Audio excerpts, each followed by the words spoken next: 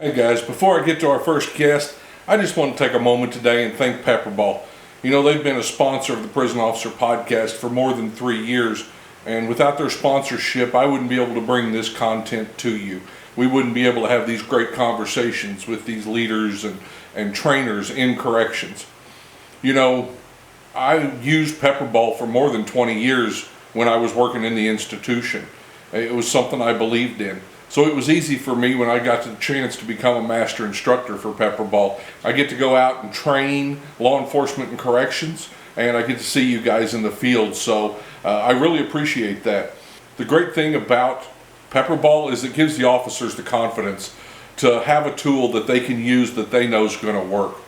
If you would, reach out to Pepperball, www.pepperball.com, and thank them for sponsoring the Prison Officer Podcast. And while you're there, see all the new things that are part of the Pepperball family. Well, hello and welcome back to the Prison Officer Podcast. My name is Mike Cantrell. Today I've got a longtime colleague, Pete Bludworth. Him and I both worked at the Bureau of Prisons together. We didn't cross paths physically a lot, but I crossed paths with him as a mentor in training. I crossed paths with him as disturbance control team and some of the ideas he brought that we accepted and stuff. So I've got a lot to unpack and talk to him about. But today, Pete Bludworth, he's going to walk us through, how he got into corrections and everything. But how many years did you have with the BOP? I don't have a total. It was closer to 25 than it was 24. Okay. I think it's 24 and 7 months and 11 days. 25 years with the BOP, and went from there and went into the private prisons, which I also want to talk about a little bit and just hear about that because it was fascinating. I did get to go up, what's it been, 2 years ago? About 2 years, yeah. Yeah, I got to come visit and walk through and was extremely impressed. So I always like to start at the beginning, Pete. Walk me through how you grew up, where you grew up, and how you got into corrections. I started out, I grew up in Phoenix, Arizona. Actually lived in a neighborhood that was like on the outskirts of Phoenix at that time. Now it's in right in the middle type thing. So I grew up very small townish type atmosphere. We always kind of strolled to the local Circle K store, to get our candy and stuff like that. We walked to school. It was because it was within a couple of miles. Had a really good upbringing there. Did have some tragedies as a child. I had a brother that's some of the stuff you see on the wall back here, who was killed in Vietnam. I had another brother who served in Vietnam, and he came back a different person. But my mom was very strong. And even though my father had died when I was a child, she was very determined to make sure we had the best life that we possibly could. And she instilled a lot of work ethic, manners, then that type of stuff as I was growing up. So even though it was a challenged environment, we did the best that we could. And my mom was definitely she set the true north for all of us. After graduating high school, I just grew up, stayed in the same house all the way through. Mm-hmm. I graduated high school. I didn't know what to do with myself, even though I was very good in school. I had, straight A's and that type of thing. I just had, I wasn't really sure what to do. And I always thought that college was for rich kids, not for kids like me. So I did what my brothers did. I joined the Marine Corps. Had a fantastic upbringing in the Marine Corps. Started out, I was in a sniper unit for a regimental scout sniper platoon, the S2 department. Went from there into the infantry, straight into infantry. Deployed overseas for the first time in '85. Then I re-enlisted during that deployment, and I was an instructor at a naval school right there on Camp Pendleton, Field Medical Service School.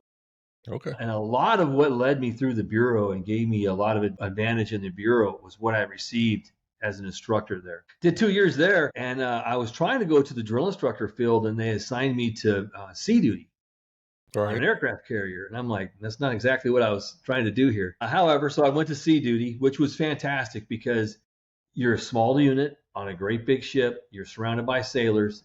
Everybody's got to learn to like each other.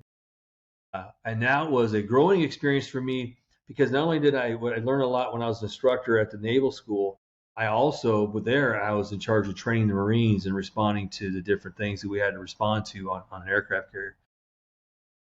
My mom was really strained in the fact that she had already lost 2 sons in the Marine Corps. The one brother of mine died just a few years. I'm sure. So she had a long talk with me, and she just said, I don't want to lose another one. So I went ahead and jumped out of the Marine Corps, and I always wanted to be a cop. Right. I had been testing for it as I was getting out of the Marine Corps, and I was doing pretty well, except for I couldn't make the dates of the academies due to my enlistment. Mm. And then when I got out of the Marine Corps, I went home to Phoenix, Arizona. They weren't testing. And I went back to the same job that I was doing at a building supply. And they welcomed me back, and it was great. One day, the owner of the store came out, and he kind of put his arms on my shoulder. He said, "Hey, Pete, let's take a walk." And he said, "Hey, Pete, you don't belong here. You need to go do something. You didn't go do all that stuff in the Marine Corps, and you haven't had the life you've had to be here. I want you to go." So I called a buddy of mine that I was in the Marine Corps with, and I said, "Hey, Rich, what are you doing?" And he says, "Hey, I got a job in a prison." I'm like, "I want to be a cop." And he goes, "Well, I got a job in a prison, and they have one north of Phoenix." He said, "You ought to go check it out." Well, a month later, I started at FCI Phoenix, December 16th, 1990. Yeah. And I thought, you know what, I'll do this just long enough to start testing again for police agencies. And I think, you have to correct me, Mike, I believe it was a 2-week academy, the institutional familiarization. It might have been 3 week at the time, but it was a very short period of time. And then you went inside the facility and you worked. And then you eventually, so I started in December, finished my institutional familiarization early January, but I didn't go to Glencoe to receive certification as a correctional officer till later on towards the end of February. Right. And those first days were rather formative for me, because I'm thinking you're going into a system that's going to be just like the military. I'm going to walk in, they're going to see me as a former sergeant from the Marine Corps. Well, it wasn't like that at all. No. So I got to work. Luckily, I was around other people who had a ton of time in the BOP, or they had already transitioned there also within a few years. And so they kind of took me underneath their wing and were showing me, "Hey, do this, hey, do that." I made some of the proverbial early mistakes, along the way, learning as you go and all that. But then this is kind of where things started taking a change for me. During that first year, there was an intention for me to go on the Special Operations Response Team because of my Marine Corps background. Mm-hmm. And I was walking over to the camp to count one day, and I saw a group of people dressed in blue, and they were at the training area. And I said, "Well, what do they do?" And they said, "Oh, that's our disturbance control team, DCT."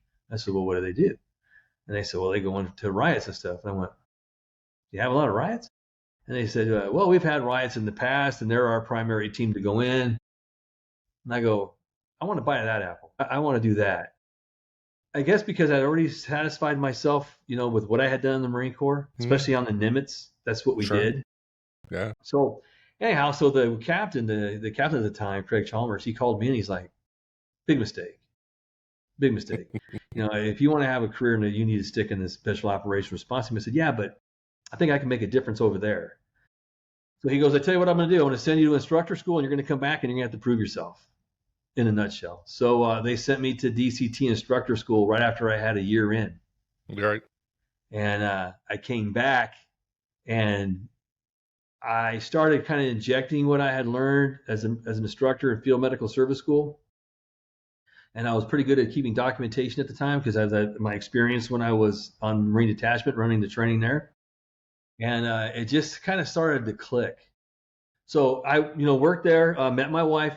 She worked at the prison too. We had our first child, and people were encouraging both of us to move because it's faster to promote if you move, to move to another facility and promote. I promoted to GS9 lieutenant, first level lieutenant at Coleman Low. Okay. And my wife was.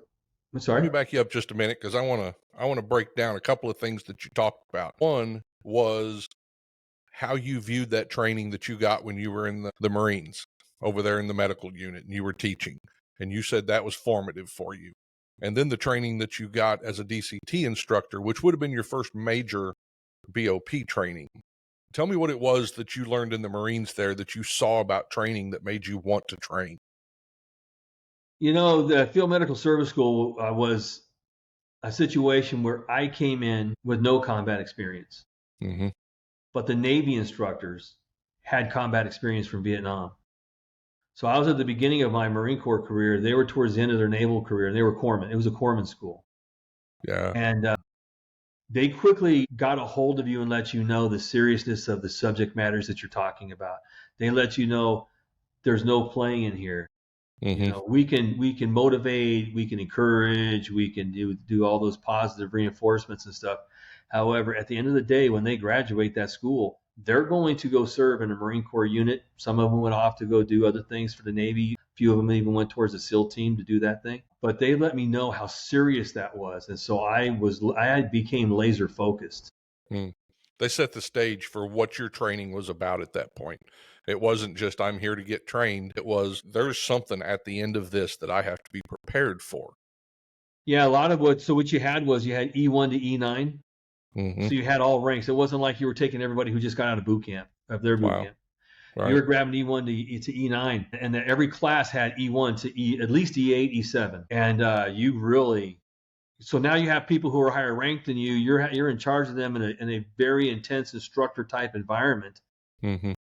So you had to walk that line of I got to get my point across. I need to respect you, but you have to respect me because I've got to get this point across. Sure. That's why I mean by it was a formative couple of years because I had to grow a lot in a short period of time. But luckily, my fellow naval instructors, Petty Officer Kim, Petty Officer Delegati, they were so helpful to me because we had many talks, after class or before class or on weekends, and we did a lot of the training was out in the field, and or so we would just go kind of like drive up, in Jeep, and we would hang out on the top, and we would just discuss their experiences and things and where I need to change this or where I need to change that or reconsider the way I was looking at things. So that kind of brought a very strong sense when I came into the agency, and I was lucky enough to get that instructor certification. That's kind of what brought on my intensity level with that. Right. Right. Well, and that's something that's needed. I mean, we've also got to take a look at what was going on in the 90s, late 80s, 90s. Riots back then were a real threat. I don't think people think that they are at this time. I think we've kind of got to lay back, although we've had a couple of bad ones in the U.S. Had a bunch of inmates killed in North Carolina a few years back, so it still happens.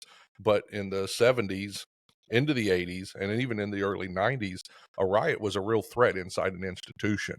And I was at Phoenix, and in Phoenix in 1992, some guns were smuggled in. And I'm very in depth on that because I was pulled off and put in the SIS department, the Special Investigative Supervisor's Office, to assist with that investigation. So I read every piece of the letter, every piece of mail. I listened to every phone call. I went through the property. I helped them build the profile of what was going on prior to the actual incident. How they get the guns in. Sure. Then I was there as we went through the security. They went through the security process, identifying what the failures were that allowed them to get from outside the fence into their hands and in between the fence, and eventually, firing on the truck and our staff members as well as the staff members in the truck inside the facility and stuff. It was a tough moment. It was like, wow, this is a pretty real thing. Absolutely. So at Phoenix, like you're talking about riots, we had a prison riot. When they did the crack law change. Right. And we had riots all across the United States. Yep. Went on a lockdown for a while, didn't we? Yeah. I was walking into the facility on a weekend day. I was the 2 to 10 shift, and people are piling out of it. What's going on? And off it went. And the inmates they took over the entire prison, and the staff members had moved into the safe haven locations in the back of the housing units. When we actually had a lady who was working in our Unicorp, the factory that made the electronic cables for the military. She was working that weekend with a few inmates, and they weren't able to locate her. So we're all out. People are in their safe harbor areas. So we had to go back in, and we utilized small shotgun teams to go around the backs of the units, where we extracted people from the housing areas. Then we went to the Unicorp, and we were able to get her and those inmates out. They were protecting her. They were making sure that if anybody did come in, they were going to be there to protect her.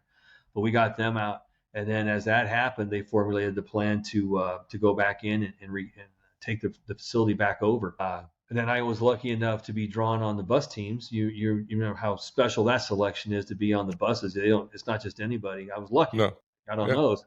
And we started transporting the inmates out of Phoenix to other locations, and then grabbing their rioting inmates and moving them around. So it was there was that riot. Then, of course, there were more riots, and I participated total in 5 different prison riots while I was in the Bureau. Well, that explains to me why you became such a good emergency preparedness officer later on. Let's go ahead and finish. You got promoted. You're a 9. You're going from an FCI. You go to Coleman. It's a complex. Yeah. So tell us about that. It's a complex of a medium and a low and a camp. So when Okay. it first started out in 1995, we promote there. My wife got her promotion to ISM manager, inmate systems manager, and I promoted to 9th lieutenant at a Mm-hmm. low. Phoenix was a pretty hot spot because there was only one penitentiary in the West Coast at the time, the Western Division, Western region. And so we had a lot of, classification people there that probably could have been pen, but they were classified as mediums.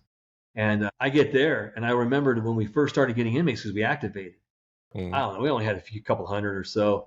And they called and said, hey, Lieutenant, we have 2 inmates and they're not getting along up here. It looks like they're going to fight.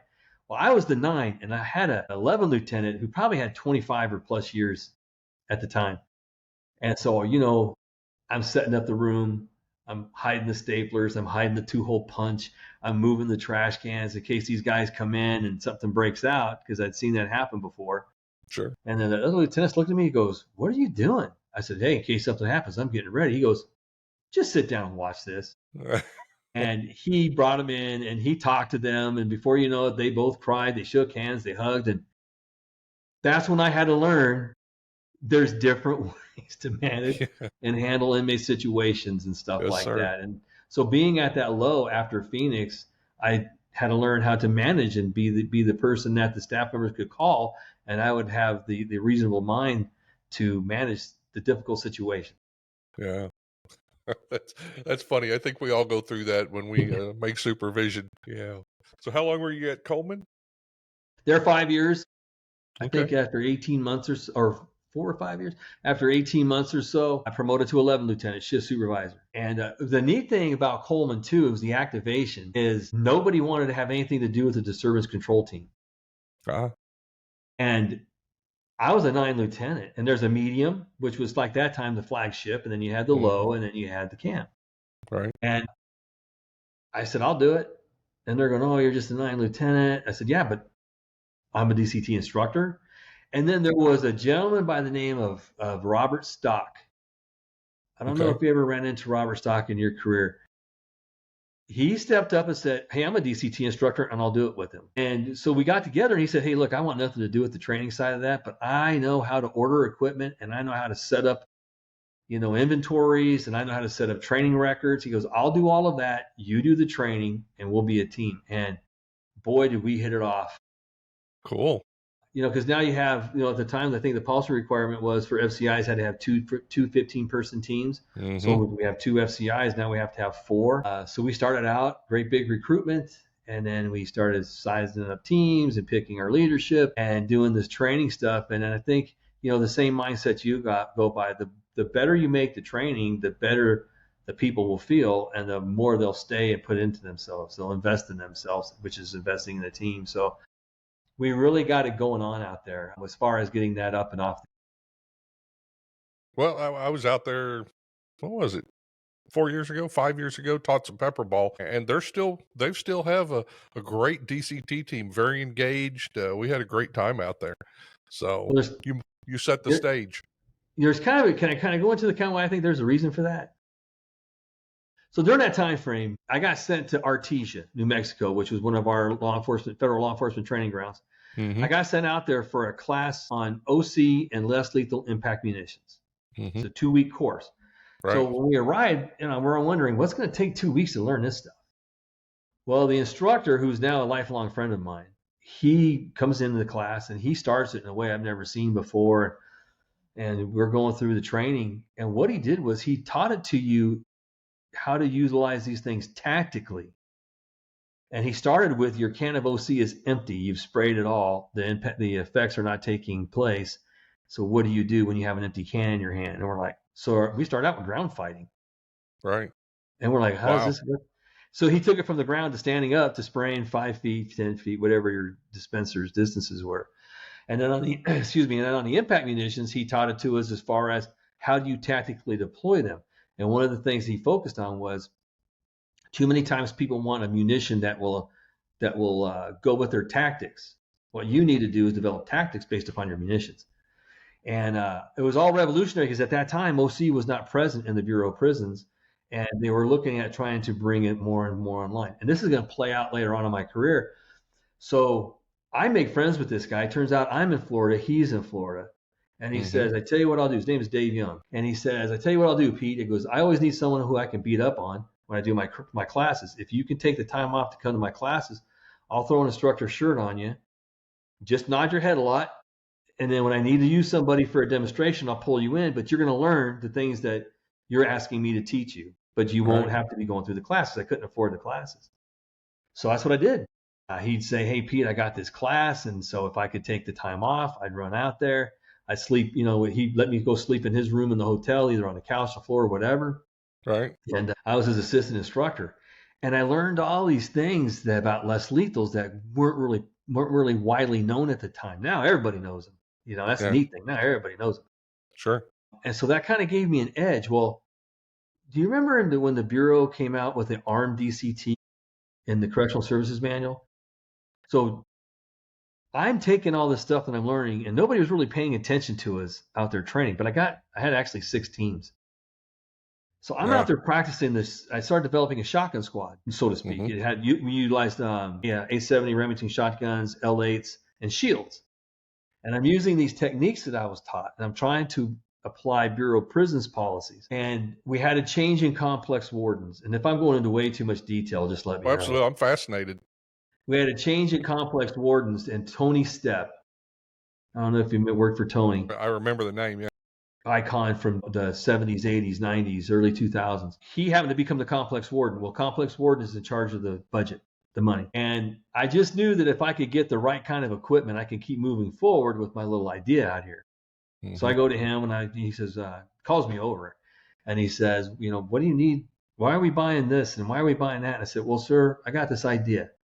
And I started explaining it to him, and he sits back a little bit, and he goes, do you know who I am? And I'm like, yes, sir. We did some work on the WITSEC unit when I was at Phoenix. Also, I went to the Los Angeles City riots, and he was in charge of those. And so I was exposed to him at the Los Angeles City riots with Rodney King.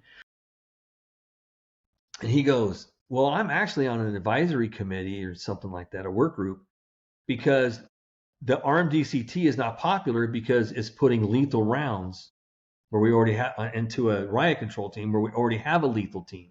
And I went, well, I'm learning all this stuff about these impact munitions. And he goes, when next time you have a training, let me see what you're up to. So he came out to a training, and he saw what we were doing. And at that time, I had pretty much a mastery knowledge of the munitions and the deployments and the tactics to utilize them for the maximum effects and things. So I was able to make it, look really, really good in front of him. And he told me, he said, okay, do you have this written into a manual yet? I went, nah, it's kind of like all up in here. And he said, okay. And he guided me. This is important because later on with the rapid baton, he guided me on what you have to do is you have to take the policies of your agency and take those and inject what you're trying to do into them. So we worked on that for a couple of years. We made short video clips and things. And I would write like I would believe would be a manual. And then he would come along and say, hey, change this, change that. I want to pull this out. I want to add that. I don't like that tactic. I like this tactic. I don't like these commands. I like those commands. And so we worked really closely.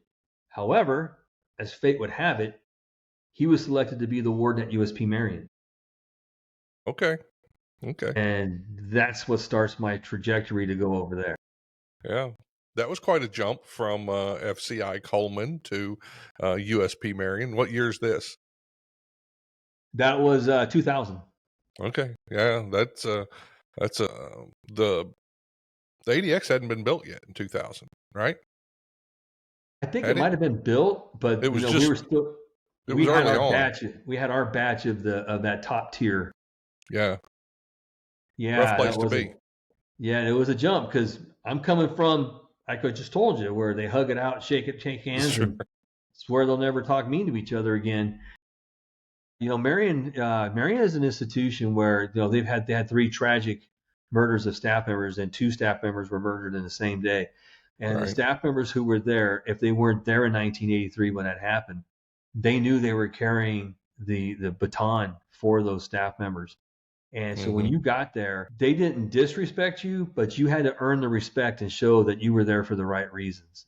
Right. And only until you prove that would they embrace you with caution, because you came in as a leader and they knew that you could come in and disrupt a lot of things. And it wasn't anything other than the fact that you had to believe that you were there to safeguard not only them, but the BOP, because that's where the top tier of bad guys were at.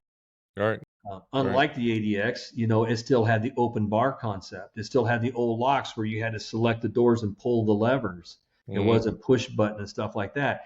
You didn't have Sally ports at every cell to protect you from when they came out of the cell to a cuff port. It was you're right there with them. So if they didn't like you, things came flying your way. And that was brought to me one of my first nights there. They called me down to segregation and said they had a guy who was a little upset. Can you come talk to him? I get there and I'm like, what's going on? They said, well, he's down that way. And I like cell 17 of 18. So I walked past all these open bars to get down to the cell. And there was a guy, and I had seen Rage before, but not like this. And when he threw his radio at me, and it was a good size, it was a wood box radio. And that thing disintegrated and just came flying by me, and he let me know that he was going to kill me. There was no doubt whatsoever in my mind he could make that happen right there. Yeah. And I realized, I'm in a whole different place now. Yeah, it's I talked in a class last week about this. It was some newer officers. It's one thing to get on a fight in the square like you talked about when you were young. That was what I thought violence was until I walked into Missouri State Pen or Leavenworth. And when somebody comes at you and has the desire to kill you, hurt you, maim you, whatever, that's a whole different level of violence. And it's hard to process the first time. I don't think most humans are ready for that unless you're raised up in certain environments. And I wasn't. Yeah, and I'm sure for you it's the same as we move up in our career. When it's happening around you and you're an officer, this is just my opinion. There's other people who handle things totally differently, or it's different experience for them. When you're handling it as an officer, it's like you're in the now and you're doing this and you're doing that. And I think when I became that supervisor at Marion, the responsibility of being the leader really started hitting, because it was your responsibility to make sure everybody went home safe. So your words mean more, your actions mean more, how you handle things mean more. You have to identify when maybe things are becoming more emotional than emotional driven than not. And you have to make a lot of choices that maybe at the moment might not seem popular, but you're there to protect everybody. So your head has to stay calm. So like you're talking about, like the discombobulation of your brain when these events are taking place, you have to focus on getting clear-minded in those situations, because it's your responsibility to manage that, and it's not easy. Just not easy. It was easy for me to run in as the first person in a cell on cell use of force teams. That took nothing. And matter of fact, we used to kind of fight each other to get that number one slot. But when you have to step back and stand outside the door and send 5 people in, it's a whole different world. It's no longer about whether or not I'll get hurt. It's about whether or not they'll get hurt. And have I done what I'm supposed to? Have I prepared? Have I made the phone calls?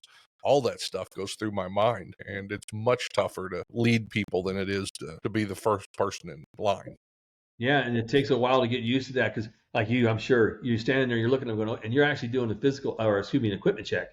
Checking them, you're this, you're that, you're checking documentation, like you said, you're making sure medical's been involved. You're dotting all those I's across all those T's. At the end of the day, their safety falls on you. Yeah, absolutely. So you're at Marion, you're getting adjusted there, but are your DCT lead there?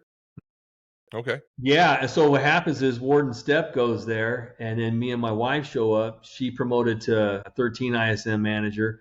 I lateraled over as shift supervisor, GS11 lieutenant. And he was kind of like, hey, look, the reason why I need you here, one, you're finally going to get the credibility you need to prove all these things that you say you can do. Right. And he said, but also at that facility, the staff member still carried the 30-inch riot baton as standard gear, daily equipment. And he said, I want to start mixing in OC. OC is becoming more popular to use. I want to begin using OC, and I want to begin using those specialty impact munitions. So those tactics and things that you're talking about on a squad level, I need you to develop that for an immediate response in the prison. And so, how to get to know the infrastructure, how things work, figure out the distances so that you know what munitions would be effective, or how do you have to change the way you deploy the munition based upon distances. So I spent some time studying all that. But it was a pretty active place. And he kind of came to me and said, hey, we need to get this going faster. So I want you to begin training your fellowship supervisors in how to deploy these things. And because, we actually, at that time, we still had the 37 millimeter single launcher that had the beam background. We had the multi-launchers, but they really weren't used that often because the single shot seemed to be the way to go.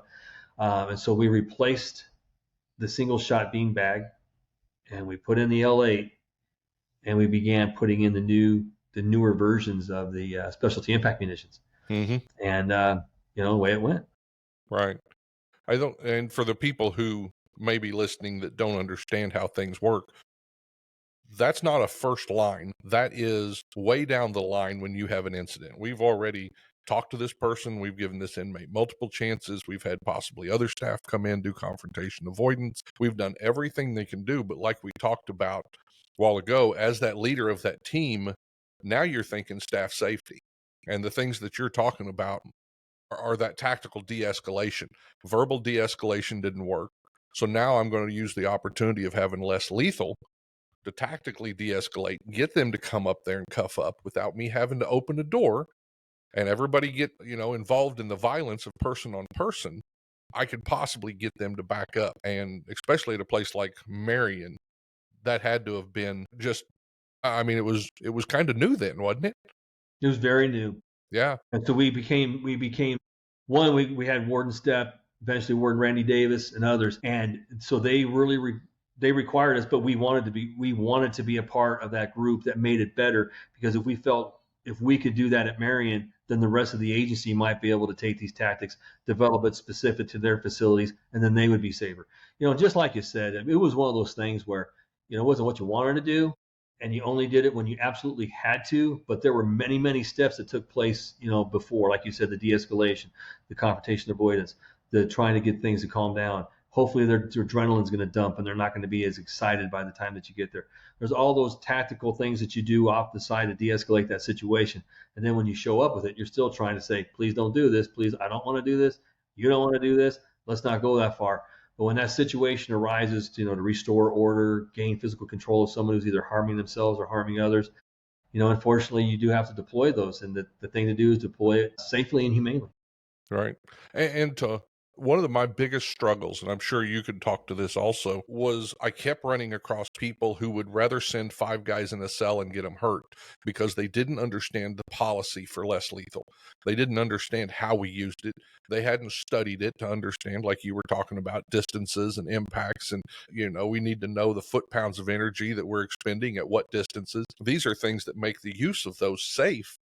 But I ran across in my career supervisor after supervisor, and I'm talking more administrative, who were scared of using those less lethal. So that's when I started running into you, is why you were at Marion, and I'd see your stuff come through. I saw the videos that you put out with shotgun squads, and I was fascinated. I appreciate it. That we were doing that stuff, but it wasn't where I was at. The Federal Medical Center in Springfield, they were like, oh no, well, I can't use that on a guy that's got one leg. Well, show me where I can't if he's at a certain level of violence and I'm protecting staff. Yeah. So it's about policy. It's about knowing your munitions, right? Absolutely. And that's what it came down to. And also, what carried me, I learned at Marion, and it carried me forward later on, and for my mindset and how I manage these things, was if you did it properly, following policy, and you didn't try to do any victory laps in front of inmates and stuff like that, they gained respect for you. Mm-hmm. And many times that de-escalated the situation, because you would just walk up and say, you know where we're going. I don't want to go there, but you're taking us there. I just assume you take us somewhere else. I just assume, and after a while they think about it, the adrenaline starts to calm down. It resolved many situations because of the proper use before.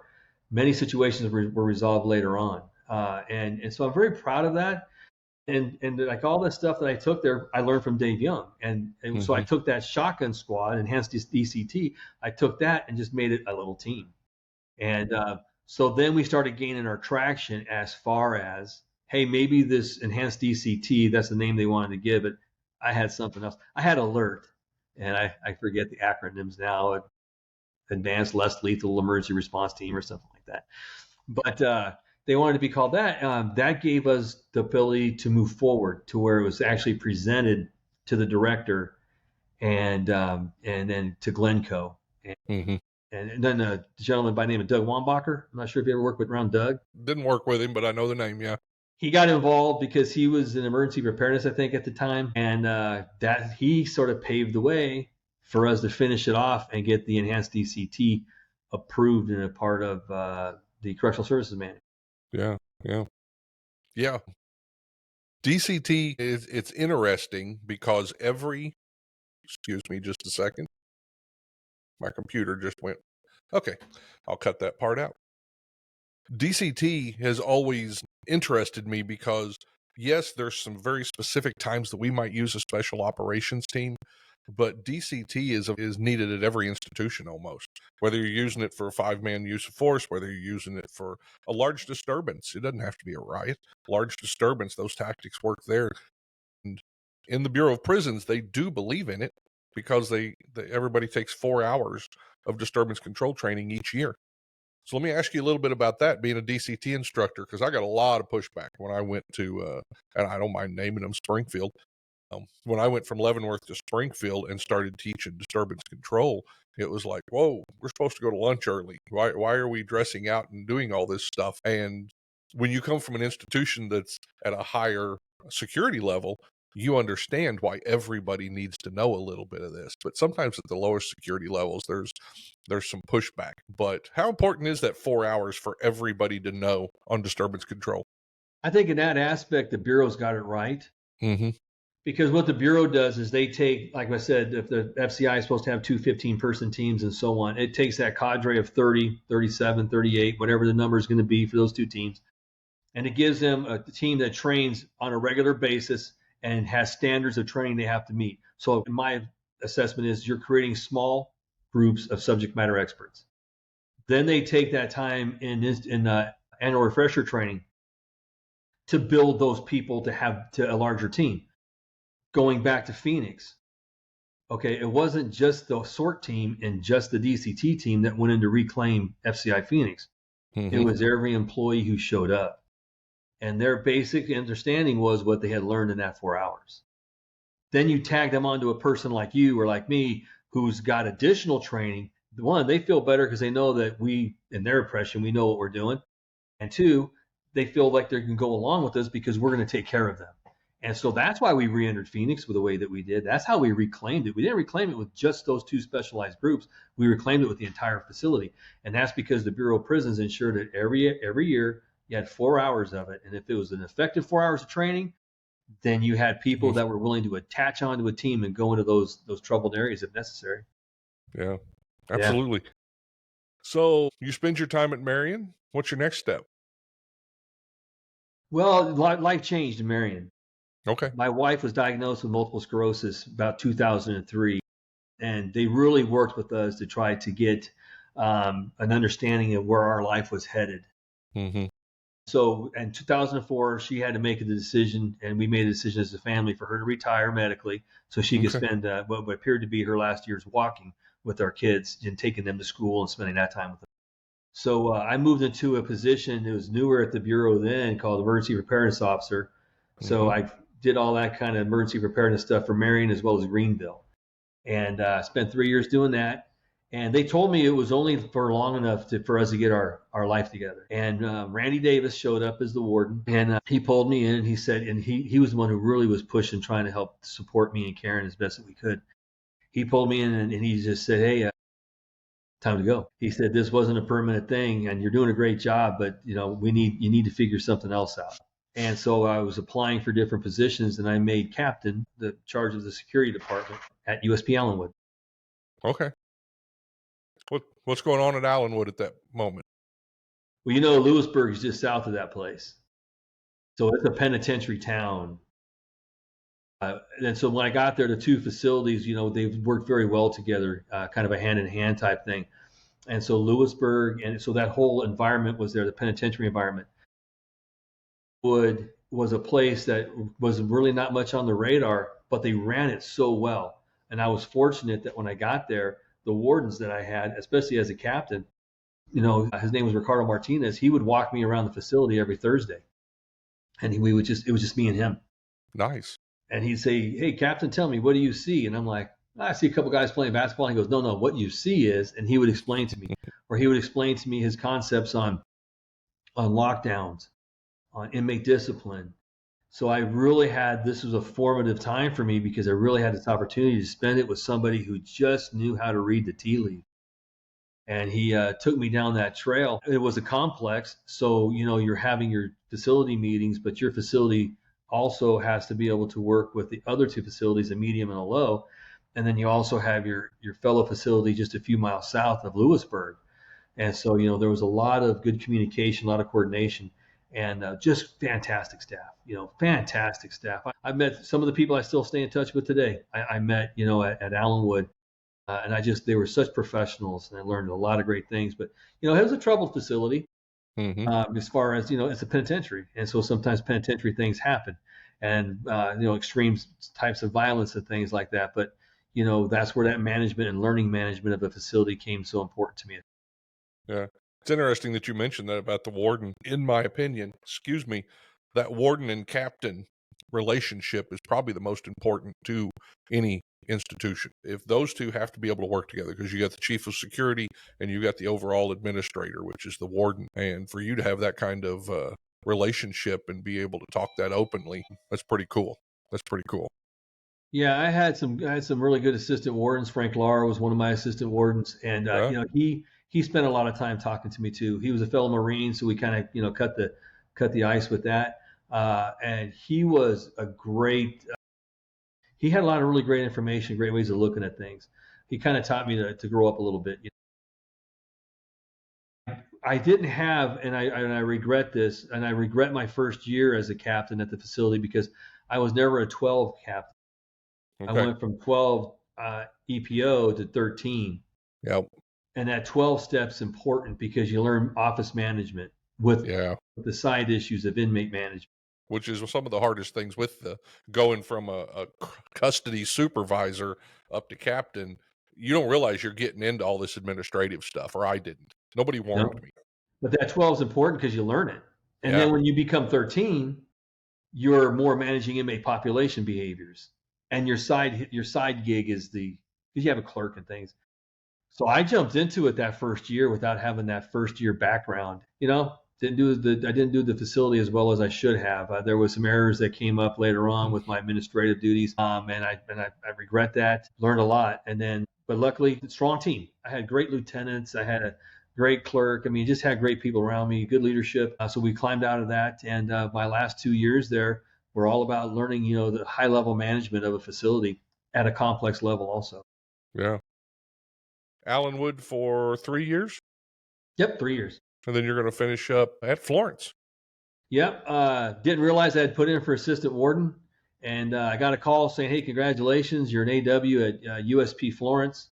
I'm like, "Nope, not me. I have no ideas of going back west." I was kind of like in the East Coast, that area, and they said, "Well, we'll see you." And I ended up. So I went to Florence. Great assignment. Went to the penitentiary. Had an opportunity to learn at that level. It's the sort of at that time kind of the flagship complex of the Bureau. At that time, you had the ADX, you had the penitentiary, you had the medium, and a camp.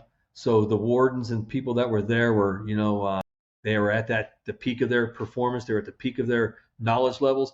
So, I'm able to be around them. I'm one amongst 6 AWs, and the other 5 were awesome, good at their jobs. They were either been there for a while and were good at AW, or like me, learning and just, eyes wide open.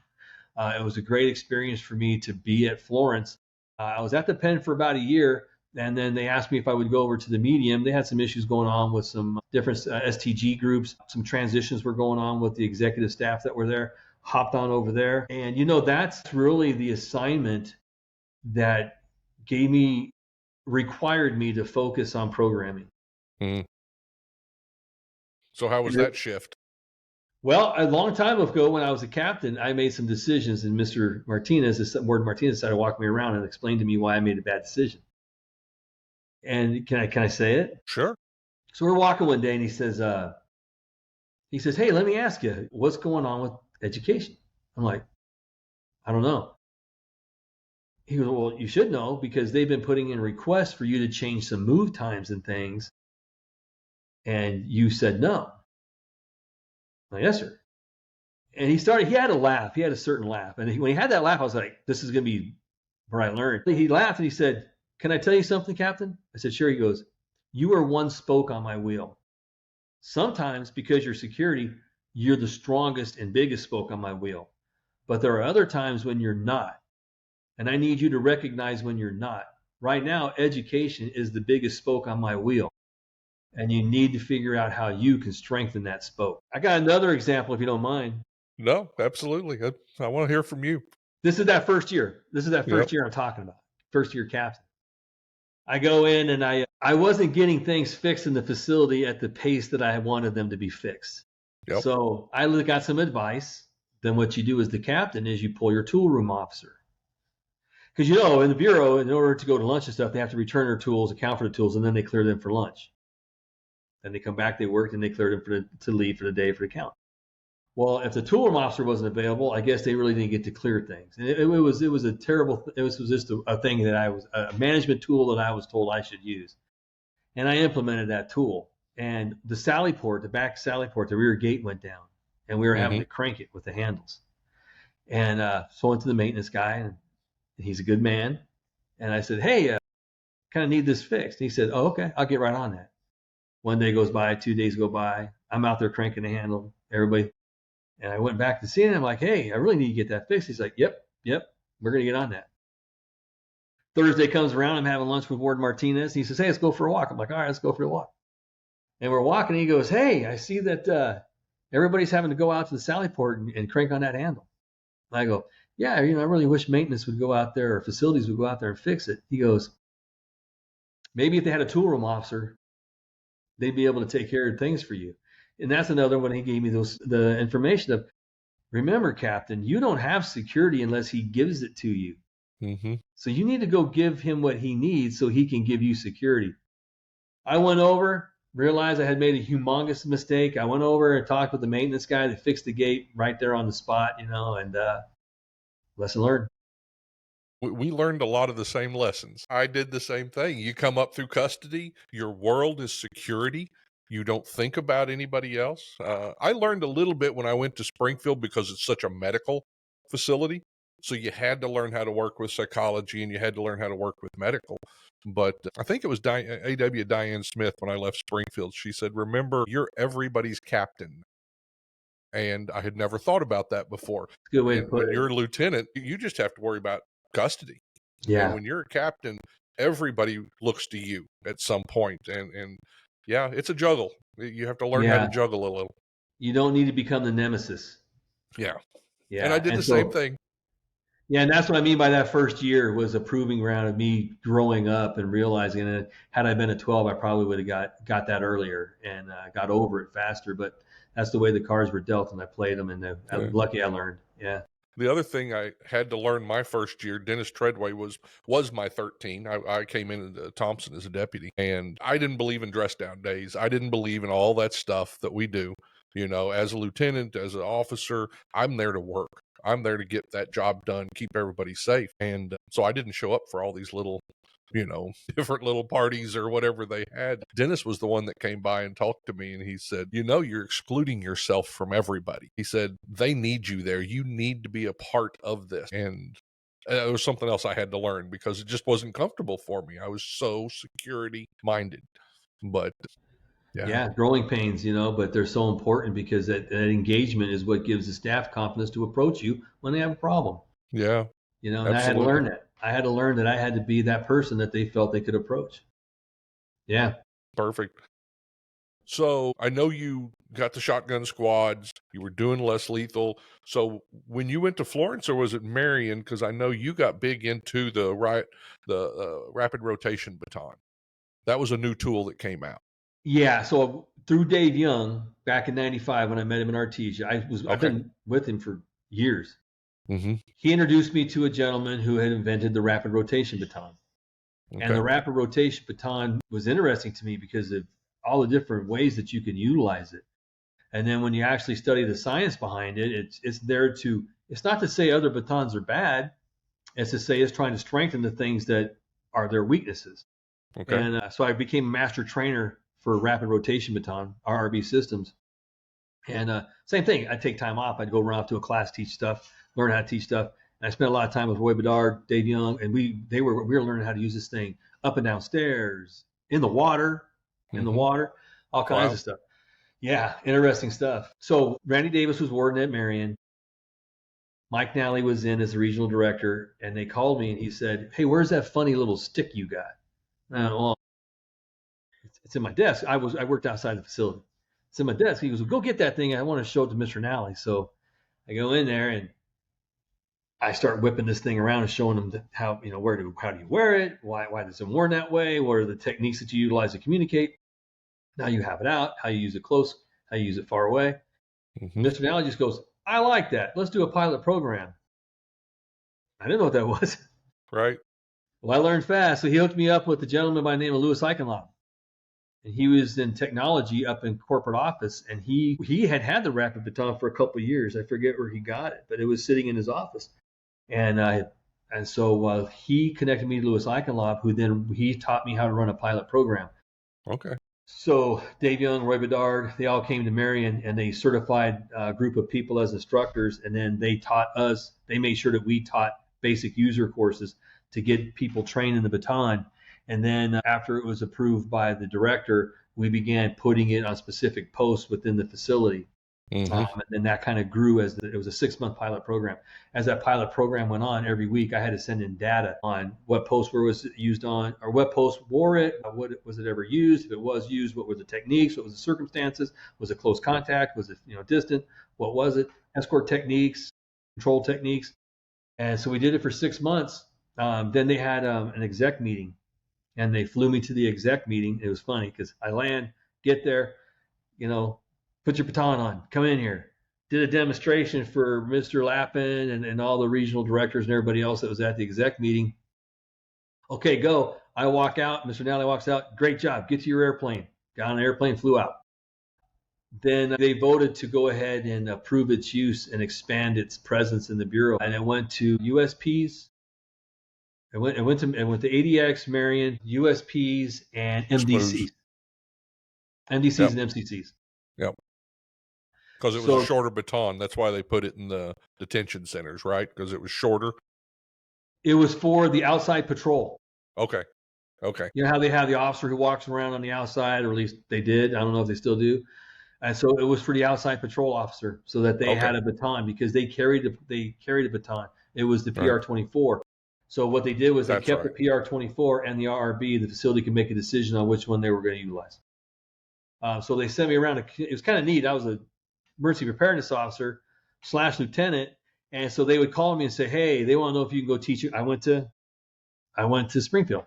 "Hey, we want to know if you can go teach a class on enhanced DCT and rapid baton at Springfield. Can you go here? Can you go there?" So I drove around like 6-8 facilities, and I developed instructors. Mm-hmm. And so I would teach a class, a 24-hour training course for instructors. I worked with RRB Systems to certify them with the company, and then they were able to teach the basic user course at their facilities. And then, I help. I mean, it's not rocket science, but then, how do you put them on your inventories? How do you store them? That type of stuff. What shadows do they go on? And so I was involved in that. And it was interesting because, as time went on, I mean, I got this thing going around like 8 facilities. Mm-hmm. In fact, when I was at Allenwood, they asked me to go down and help Lewisburg when they turned it into a SMU, Special Management Unit, because they had an extreme amount of violence. So I went down, and they were between captains. And so I went down there, and I worked with an AW who was phenomenal, Chuck Mariana. And Warden Bledsoe at the time told the two of us, "You got to get this facility in order. There's just too much violence." And so we came up with this plan, but luckily the staff did it. We were there to keep them in the guardrails. The staff did it. But they had me implement the rapid rotation baton there. And that was the toughest crowd. Yeah. That was the toughest crowd. Lewisburg is a tough crowd. They are. For a reason. Yeah. They're tough people. Yeah. It's a tough place. But I won them over. What it was realistic. I didn't flower anything up. It was, here it is. This is what it's supposed to do. Let's see if it does it. So, so after that, and I move on, I believe I'm at Florence. They send me to Glencoe. A gentleman takes over up in corporate office. I'm sorry, up in central office. Central office. Keep calling it corporate. Over emergency preparedness. He was a correctional services administrator, and he said, "Hey Pete, what do you want to do?" I said, "We need an RRB manual for the agency because we don't have one." And so he put together me, Rick Harns, another gentleman, and we went out to Glencoe. and we wrote this manual, and it was really neat. It was such a learning experience on how the attorneys have to get involved to make sure that you're protecting your language is protective. Great learning experience. So what happened is after we write the manual, they bring Roy in, the inventor, RV Systems owner, and me. And we teach a group of Glencoe instructors to become instructors. So I don't know if you remember, in the Bureau, you have a code, like you have a lead code, then you have an instructor code, and so on. Well, the baton at that time didn't have any of those codes. Okay. So we teach, we create these master trainers, is what they call them in the company. That means they went through 40 hours of training. So we give them the 40 hours of training, whatever, week, 2 weeks later, they create these codes, and they say, all right, this is the guy who's in charge of the rapid baton training for the agency, and this, and this. And I'm looking around like, okay, great. Boy, another thing has come to fruition. Oh, and by the way, Pete, you're no longer a certified instructor for the rapid baton. And I'm like, what do you mean? They said, well, you don't have the code. I went, I taught them the class. Right. It was me and Roy. And they're like, well, hey, you'll have to go through the classes sometime and receive an instructor code. That's the government. I wasn't allowed to teach it after that. Isn't that something? Yeah. It was just funny because when I went to Florence and I checked in, they said, hey, one of the things you have to do, just in case you ever go to the ADX, you have to take this class on this baton. Oh, okay. So, I show up, I got my duty rig, I put it on, baton back there, everything. And I show up for the training and they're like, hey, where'd you get that? Because they're thinking I must have taken it out of their gear. Sure. No, I got my own. Well, how do you have your own? I went, boy, I've had one for a long, long time. Right.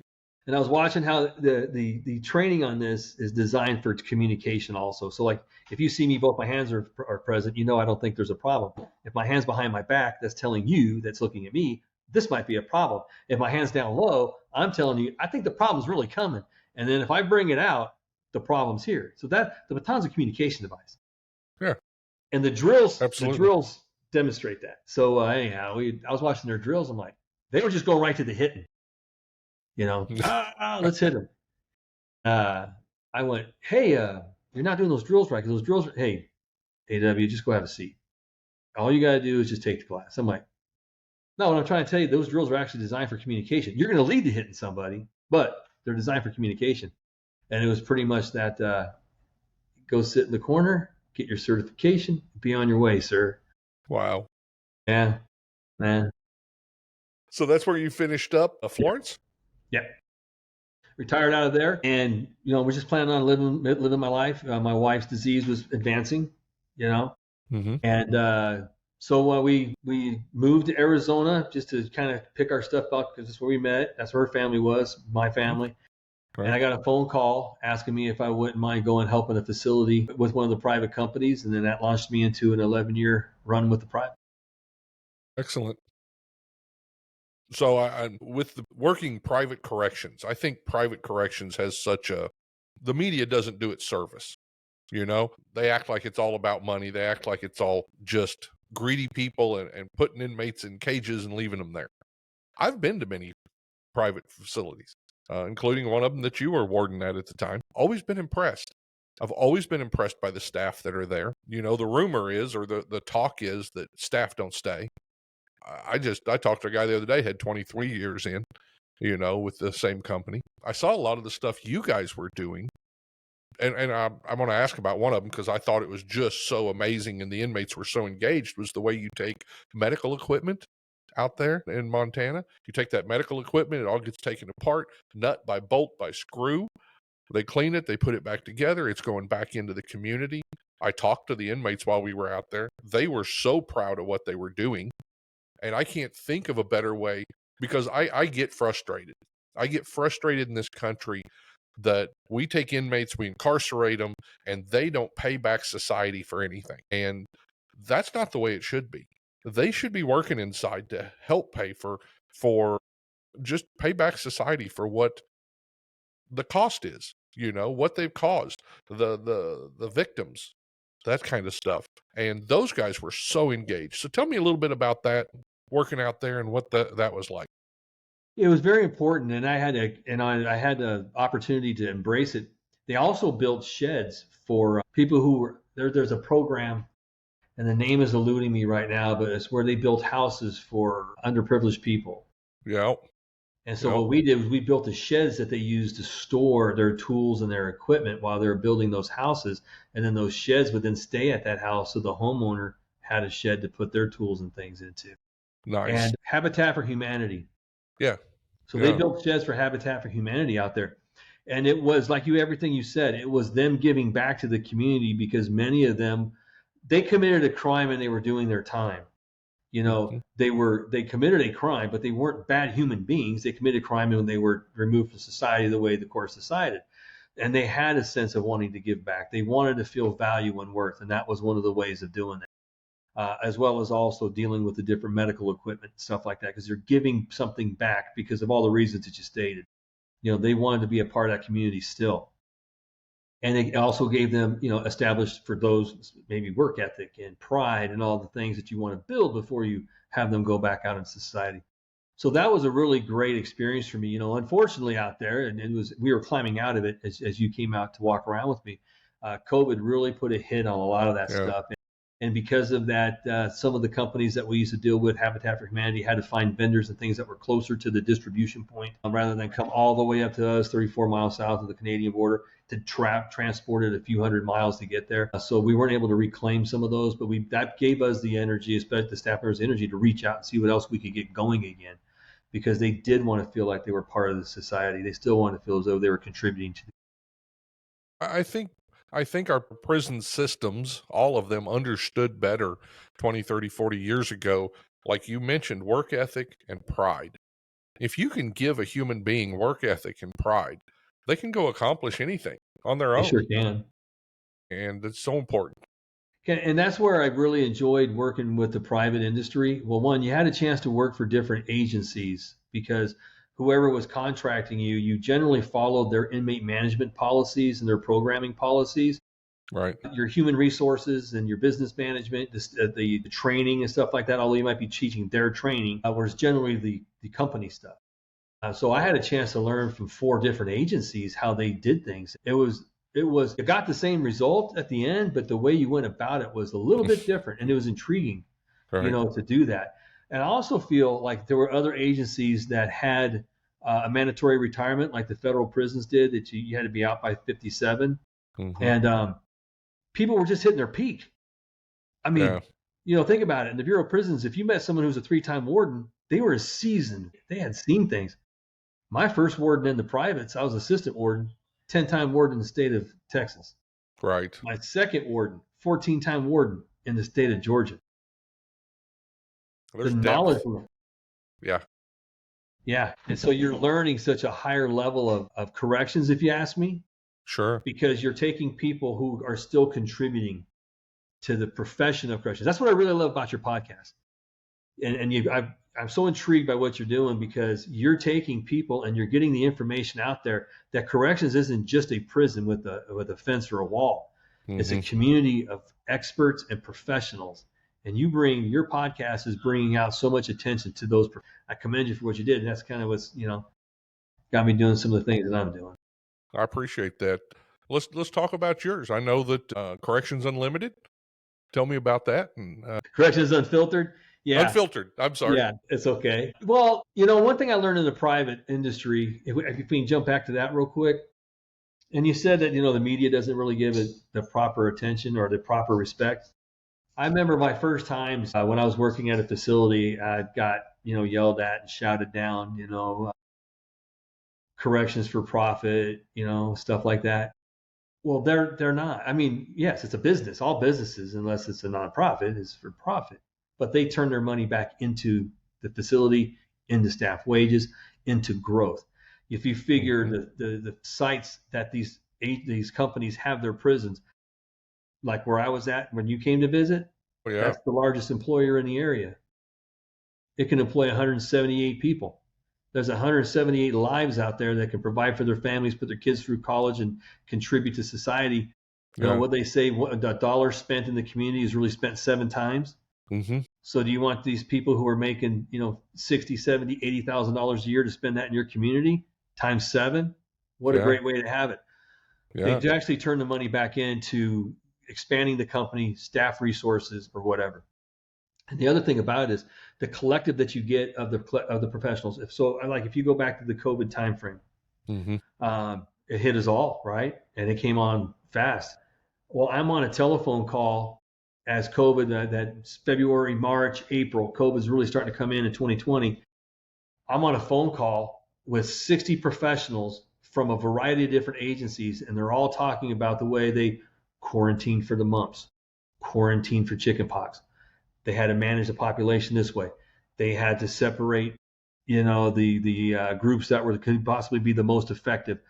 We were able to develop a plan because we had the resource of all of these people with all of these years of experience, and it really helped us out. It really helped us out. And then as our facilities started, being exposed and having the COVID inside, we were able as a team to manage it so well because, and I'm not saying anything bad about any agency, but we had more of a think tank. Because if I'm talking to Mike Cantrell, I got to deal with Mike Cantrell and his experiences, and they could be totally different from mine because he came from a different agency. And it was wonderful. So it really bothers me when people don't give the private industry the credit that they deserve, because they're a melting pot of great correctional minds, and they are product driven. Mm-hmm. I was going through 4 to 7 audits a year. Yeah, absolutely. Yeah. We were on the top of our game. And they talk about for profit, but is it really truly for profit, or is it fiscally responsible or fiscal responsibility? Because I see more of that. I don't have anything bad to say about the Bureau, but when you give somebody this giant check and say, this is what you get to spend, they don't necessarily spend it fiscally responsible. We spend it on whatever we think right now. The private industry takes more time to figure out where they're going to spend a dollar. I have a great example on that. I was assistant warden at my first facility. The maintenance staff came up and they said, "Hey, part of the fence is down. The last 2 times it was down is this one electronic part. We'll just order in another one and get it. Need you to sign off on the procurement, and we'll get it in here." So, okay, no problem. It's $2,500 piece of equipment. They get it in, they plug it in. It doesn't fix it. So I get a phone call from a managing director, like a regional director. Wonderful man, great man. And he says, "Hey, Pete." He says, "Hey, I understand that you signed off on that $2,500 part." "Yes, sir." He goes, "Let me just give you a little advice. When something like that happens, if you contact the company, they'll send a technician out who will diagnose the problem. That's $250. I would rather you spend that $250 to tell me I don't have to spend the $2,500, or to narrow down the problem so I know what I'm spending wisely. That's all I'm asking you to do." That's their mindset. Like you said, they don't mind you spending the money. Spend it wisely. Spend it wisely. Sure. And I think our tax money ought to be spent more wisely, but that's a whole nother show. Yes, sir. Yes, sir.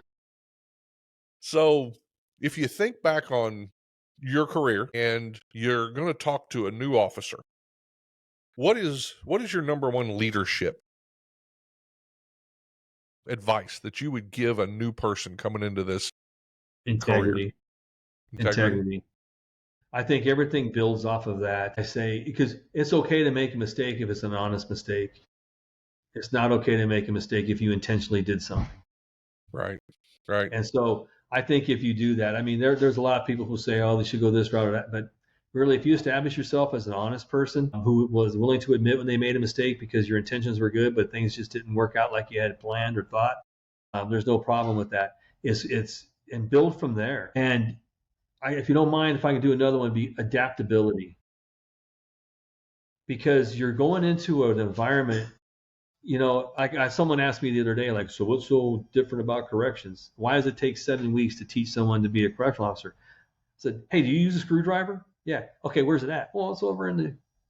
"Okay, well, ours are on a board, and there's a hook that holds, or things that hold it there, and there's a shadow."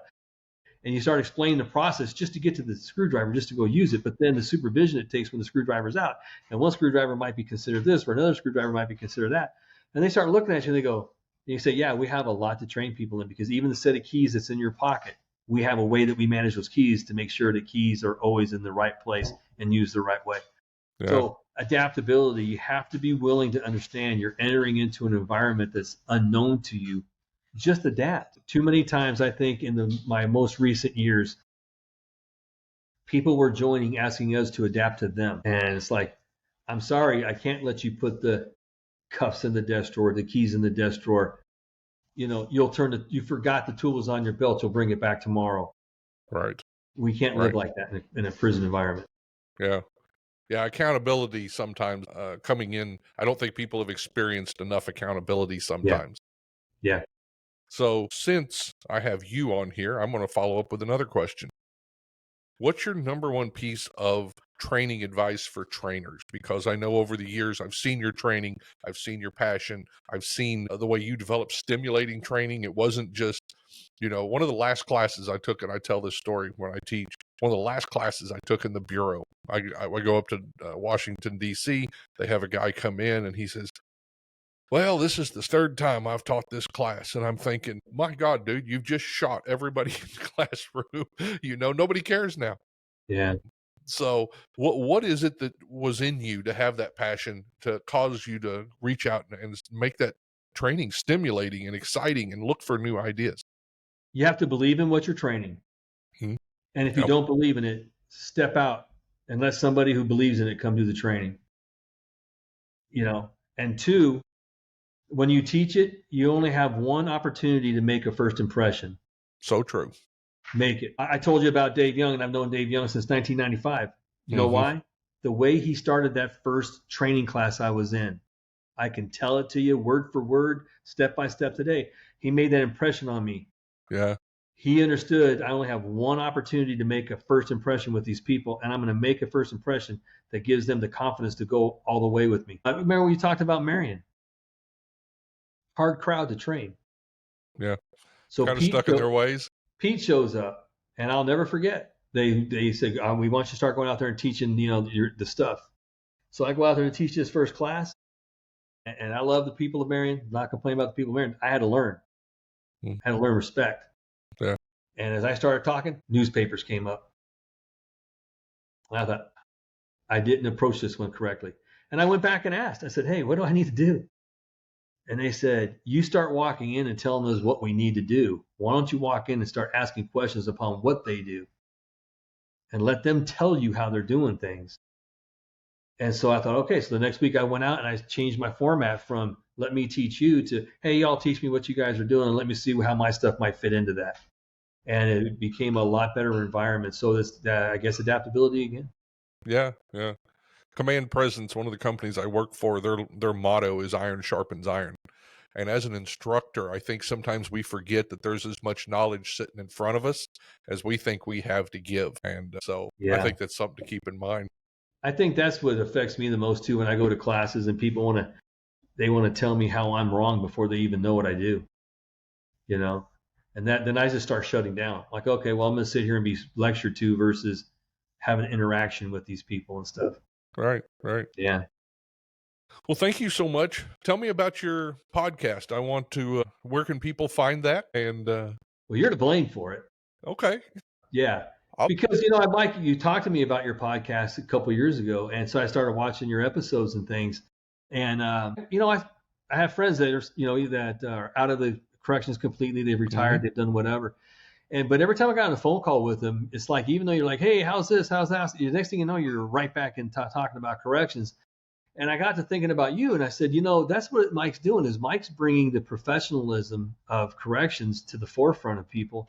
I got all these buddies and stuff that, we think we have whimsical things to say and intelligent things to say. Why don't we start documenting it, Sure. and getting it out there, and maybe we can contribute the same way you're contributing.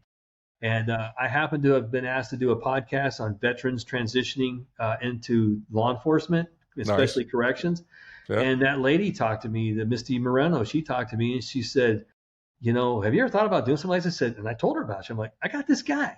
And I said, he's really bringing corrections to the forefront in a professional way because I'm so tired of the impression being, what's that, Green Mile or Shawshank Redemption and stuff like that.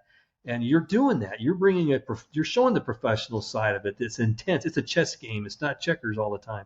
Mm-hmm. And that kind of got that going. So I talked to those three guys, Rick Harns, Chris McConnell, Charlie Bueno, and I convinced them.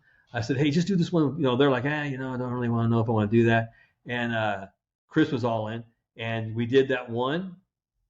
Now we're all pretty enthusiastic about it. So I ain't going to lie, brother. I go check out your stuff. And then I think about what I can do. Yeah. Well, I'm absolutely happy to have as many people talking about this as we can. When I started, I reached out to Anthony Ganji, Just Corrections with William Young. There's a few other podcasts out there, and when you think back 10 years, nobody was talking about this stuff. So I'm excited. I hope we get a 50 podcast going talking about corrections so that everybody can have a conversation. So yeah, Mike, I've listened.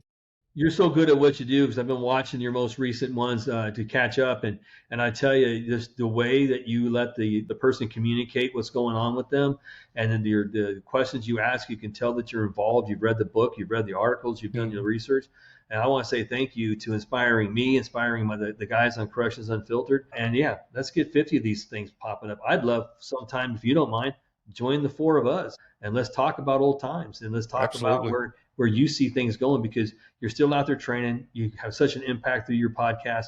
You're writing books. You are putting such a big shadow on corrections and letting people know that you're out there, that I want to say thank you to you. I sure appreciate that. I do. I'm happy to still be able to make a difference because I care about the profession. Yeah. You sure are doing it. Yes, sir. So where can they find Corrections Unfiltered? Go to YouTube channel. It's Corrections Unfiltered, the YouTube channel, and just hit on that. And we have different episodes. If you're on LinkedIn, I often will post things on LinkedIn. I copycatted you, and luckily Brian Antonelli reached out to us and said, "Hey guys, I'd like to talk to you." He had worked with Chris and knew, and I think he worked around Rick Harns and stuff. And so we just did Brian Antonelli last night. Great. We just tossed that one on out there. Yeah.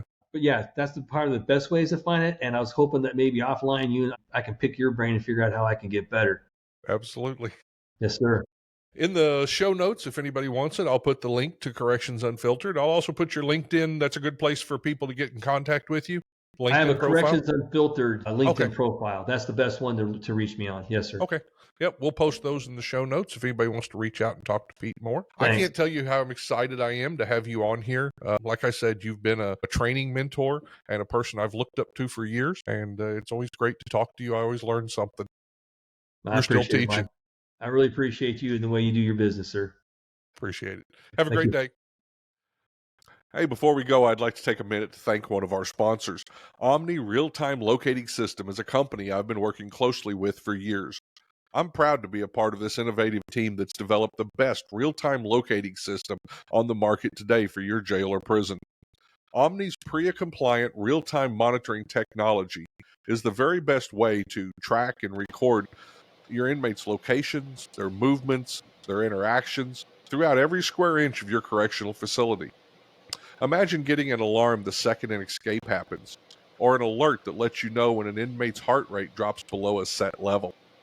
To learn more about Omni, go to www.omnirtls.com. That's omnirtls.com. Or you can click on today's show notes to get in the information guide. Omni Real-Time Locating System is a powerful tool specifically designed for the modern correctional professional. If you haven't done so, please take a moment to like my podcast, or better yet, hit the subscribe button so that you'll be notified when the next episode comes out. Thanks for listening, and let's be safe out there.